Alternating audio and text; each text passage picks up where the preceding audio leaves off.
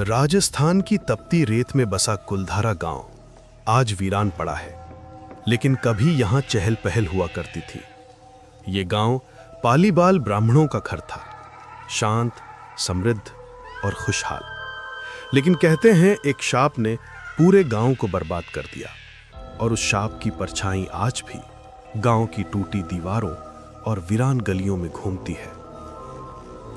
एक बार गांव की एक सुंदर लड़की पर जोधपुर के शासक की बुरी नजर पड़ गई। उसने उसे पाने की ठानी और धमकी दी कि अगर वो उसकी नहीं बनी तो पूरा गांव मिटा देगा। गांव वालों ने पंचायत बुलाई और यह तय हुआ कि रातों रात पूरा गांव छोड़ दिया जाए। लेकिन जाते जाते उन्होंने गांव को श्राप दिया, अब यहां कभी कोई नहीं बस पाएगा।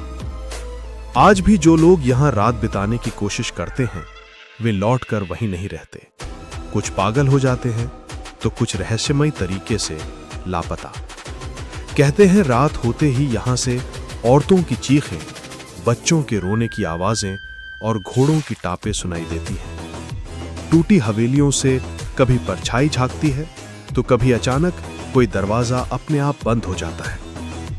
एक बार कुछ दोस्तों का ग्रुप इस गांव में एडवेंचर के लिए रात में गया। जैसे ही घड़ी ने 12 बजाए, अचानक हवाओं ने कराहना शुरू कर दिया।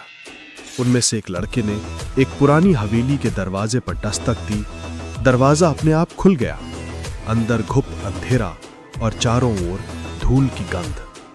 अचानक किसी ने उसे पीछे से धक्का दिया। वो जमीन पर गिरा और उसकी चीख बाकी दोस्तों के सीने में आज भी गूंजती है। सुबह होने पर वो लड़का वहीं पड़ा मिला, लेकिन उसकी आंखें खुली हुई थीं और चेहरा ऐसे जमे डर में था जैसे उसने मौत को अपनी आंखों से देखा हो।